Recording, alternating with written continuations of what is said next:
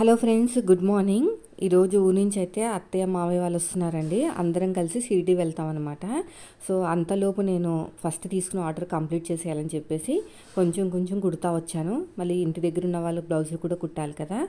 అయితే మనకి అంత దూరం నుంచి ఛార్జెస్ పెట్టి మరీ మనకి పంపించారు కాబట్టి మన వైపు నుంచి అయితే మంచి ఫినిషింగ్, మంచి ఫిట్టింగ్ అయితే ఇవ్వాలి.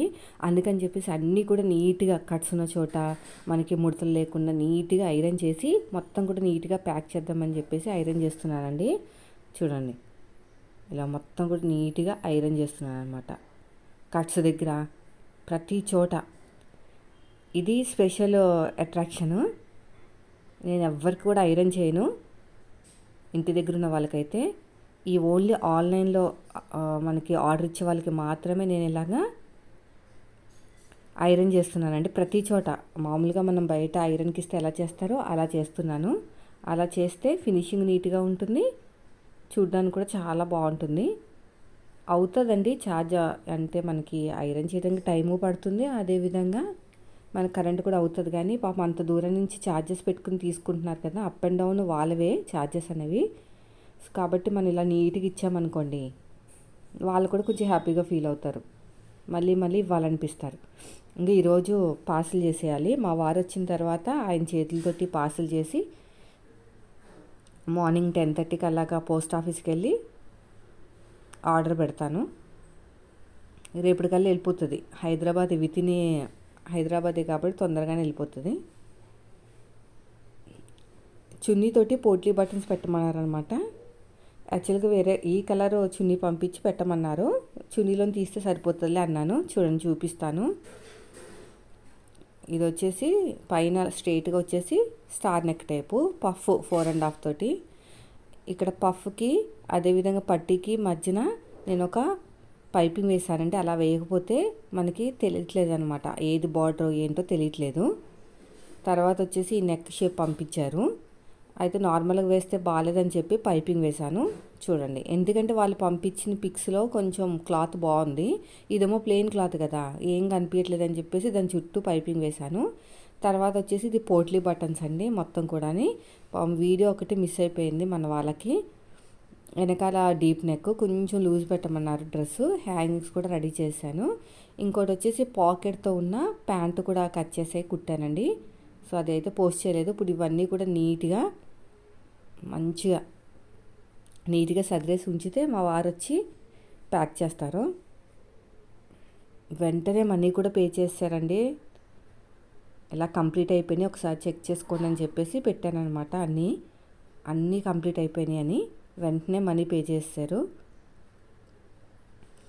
లైనింగ్లు నేనే తీసుకున్నానండి. ఎందుకంటే వాళ్ళని తీసుకోమన్నా అనుకోండి మళ్ళీ అది వెయిట్ అవుతుంది కదా, సో వెయిట్కి మళ్ళీ అమౌంట్ అవుతుంది కాబట్టి నేనే తీసుకున్నాను అనమాట.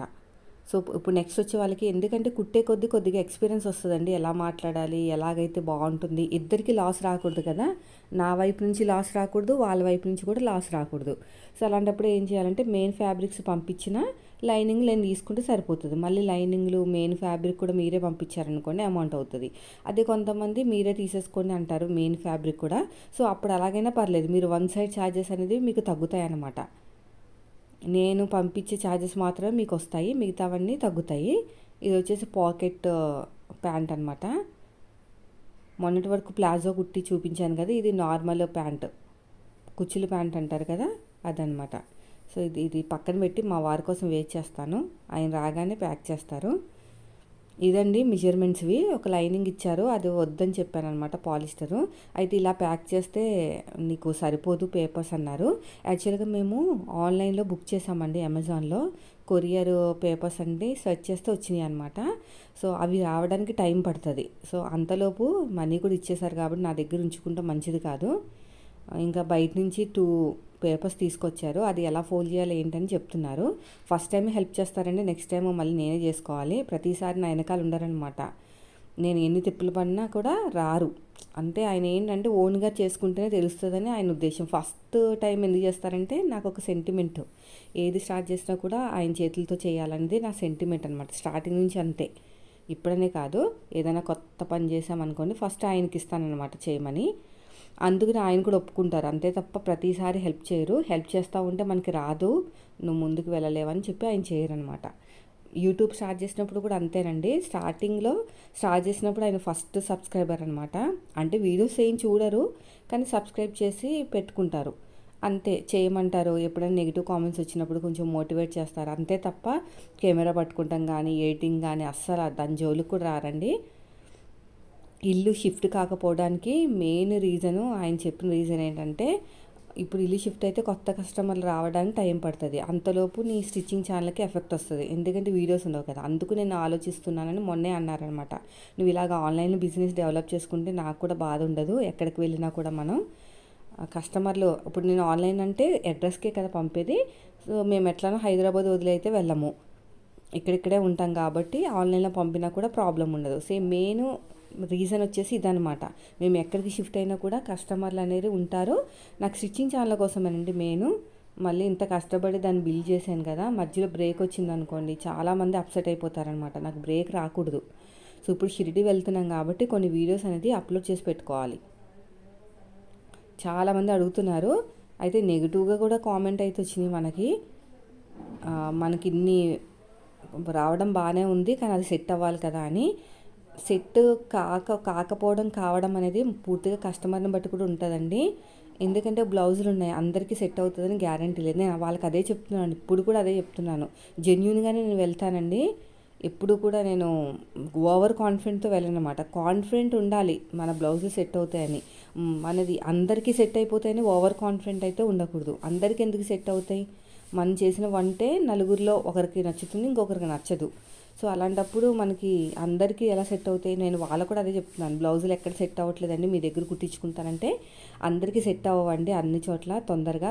కొన్ని బాడీలను బట్టి అలా ఉంటుంది, చేంజ్ అవుతూ ఉంటుంది. అంటే బాడీస్ బట్టి ఒక్కొక్కసారి వెంటనే కుదురుతాయి, ఇంకొకసారి 2 సార్లు కుట్టించుకుంటే కుదురుతాయి, అలా ఉంటుంది. మీకు అంతగా నేను ఫస్ట్ ప్రయారిటీ ఏమి ఇస్తున్నానంటే, ఇక్కడ ఫ్యాబ్రిక్ కొని నేనే కుట్టి పంపిస్తాను, మీకు మెజర్మెంట్ పంపిస్తే అది బాగుంటే మళ్ళీ నెక్స్ట్ టైం పంపండి. ఏమైనా చేంజెస్ ఉన్నాయి పర్లేదు, ఫిట్టింగ్ బాగుంది కానీ కొన్ని చేంజెస్ ఉన్నాయి అనుకుంటే అప్పుడు కూడా పంపించారని ప్రతి ఒక్కరికి ఓపికతో మెసేజ్ పెడుతున్నాను అనమాట. ఎందుకంటే నాకు తెలుసు బ్లౌజుల సంగతి అంత తొందరగా సెట్ అవ్వని సంగతి తెలుసు నాకు కూడా. ఎందుకని ఎన్నో బ్లౌజులు కుట్టాను, ఎంతో మంది చేత మాటలు కూడా పడ్డాను. సో తర్వాత మళ్ళీ తిరిగి నా దగ్గర వచ్చిన వాళ్ళు కూడా ఉన్నారు. ఇప్పుడు ఒకసారి కుట్టించుకున్నారు, ఏంటి ఇలా ఉందని వెళ్ళిపోయారు, మళ్ళీ 6 నెలల తర్వాత నా దగ్గరికి వచ్చిన వాళ్ళు ఉన్నారు.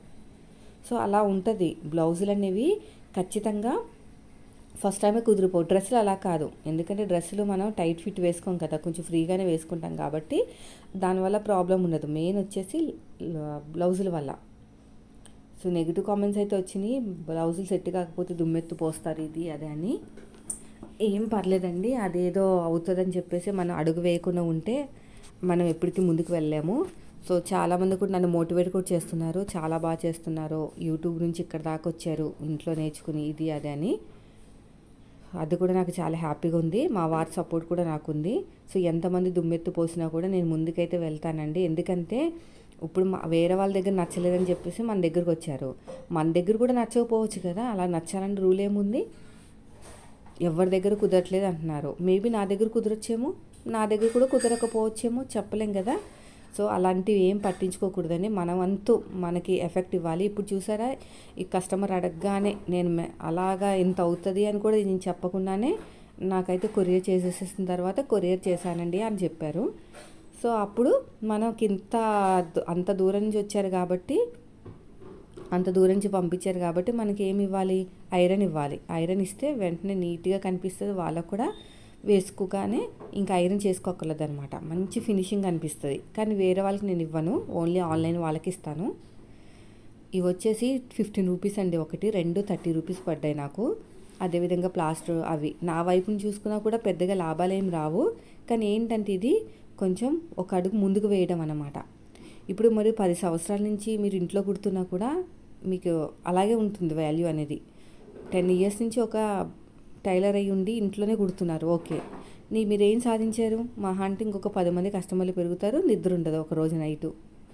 తర్వాత ఇంకా 10 ఏళ్ళైనా అంతే కదా మీరు. అది మీరు యూట్యూబ్ ఛానల్ స్టార్ట్ చేశారనుకున్న ఒక అడుగు ముందుకు వేసినట్టు. సో నేనైతే ఒక అడుగు ముందుకు వేశాను, సక్సెస్ అయ్యాను. 1 ఇయర్లో నేను 1 lakh సబ్స్క్రైబర్స్ అయిపోయారు మనకి. సో దానికోసం ఒక వీడియో తీయాలి, తీస్తాను. నేను ఎప్పుడు తీయాలో చూసి టైం చూసి మంచి టైం చూసి నేను తీస్తాను. ఇంకొకటి వచ్చేసి ఇంక ఇది అయిపోయింది, మనకి ఇంకో కొంచెం ముందుకు వెళ్ళాలి అనుకుంటున్నాం. అయితే డబ్బు కోసం కాదు, పేరు కోసం కూడా మనకి సాధించామని చెప్పుకోవాలి కదా. దీనికోసం నేను ఇలాగా ఇన్స్టాగ్రామ్స్ చూస్ చేసుకున్నాను. అంటే మనకు కొంచెం ఫేస్ కూడా కనిపించామనుకోండి, మనకి తెలియని వాళ్ళు కూడా తెలుస్తారు. ఓకే, తను ఈ బిజినెస్ స్టార్ట్ చేసిందా, ఓకే బాగుంది అంటే ఒక ఫేమ్ మాట. అంటే మనకు ఒక ఐడెంటిఫికేషన్ వస్తుంది కదా. డబ్బులు కాదు, నేను డబ్బుల కోసం పరిగెట్టను. డబ్బులు అనేది సెకండరీ. మనం కష్టపడితే డబ్బులు వస్తాయి. ఇప్పుడు దీనికి డబ్బులు రాలేదా నాకు, కానీ నాకేంటంటే ఒక అడుగు ముందుకు వేశాను కదా. ఇన్స్టాగ్రామ్ దాకా వెళ్ళాను నేను. నా బ్లౌజ్ నేను కుట్టుకుంటే చాలు అనుకునే స్టేజ్ నుంచి 4 ఇయర్స్ 3.5 ఇయర్స్ అవుతుంది. ఇప్పుడు ఇన్స్టాగ్రామ్ దాకా వెళ్ళాను. ఇన్స్టాగ్రామ్లో కూడా ఇప్పుడు స్టార్టింగ్ స్టేజ్. సక్సెస్ అయిపోయినని చెప్పట్లేదు, కానీ సక్సెస్ అయ్యే వరకు నేను వెళ్తానండి. ఎంతమంది ఎన్ని నెగిటివ్ కామెంట్స్ పెట్టినా, అదేవిధంగా మనకి బ్లౌజులు సెట్ అవ్వట్లేదు, నీ బ్లౌజులు బాగా కుట్టలేదు అన్నా కూడా నేను ఆగాను అనమాట. ఎందుకంటే నీకు నా నచ్చలేనప్పుడు వేరే వాళ్ళకి నచ్చుతాయేమో కదా, ఆ వేరే వాళ్ళు నాకు దగ్గరికి వస్తారు, కంపల్సరీ వస్తారు. నచ్చిన వాళ్ళే వస్తారని చెప్పి ముందు నుంచి అలాగే ఉంటానండి. అయితే ఇక్కడ పేపర్ కట్ చేసి అడ్రస్ రాస్తారనమాట, వాళ్ళది నాది. అయితే డైరెక్ట్గా అంటించేద్దామని చెప్తున్నారు. లేదు, వర్షం పడితే అది చిరిగిపోతుంది, పైన మనకి ప్లాస్టర్ వేయాలి, వైట్ ప్లాస్టర్ అని చెప్పేసి మాకు ఈ కస్టమర్ పంపించిన రిఫరెన్స్ ఇది కూడా చూపించానమాట. సో ఇప్పుడైతే వైట్ ప్లాస్టర్ లేదన్నారు. లేదు, వైట్ ప్లాస్టర్ కంపల్సరీ పెట్టాలి అంటే తీసుకురావడానికి వెళ్ళారనమాట. నైట్ అప్పటికే 9:30 అయిందండి పాపం. 9:30 అయినా కూడా నా కోసం వెళ్ళి తీసుకొచ్చారు. అంటే నా ఇష్టాలకి కొంచెం వాల్యూ ఇస్తారండి. ఇప్పుడు నేను ఇల్లు షిఫ్ట్ అయిపోతే యూట్యూబ్ ఛానల్ ఏమైపోతుందని ఆయన ఆలోచించారనమాట. అదేవిధంగా ఫస్ట్లో బాగానే వస్తున్నాయి కదా బ్లౌజులు అవన్నీ, ఇవి కూడా చేస్తున్నవి ఏంటి అంటే చెప్పానమాట. కొంచెం ఒక అడుగు ముందుకు వేసినట్టు ఉంటుంది కదా అని. ఇప్పుడు తను కూడా చాలా బాగా సపోర్ట్ చేస్తున్నారు.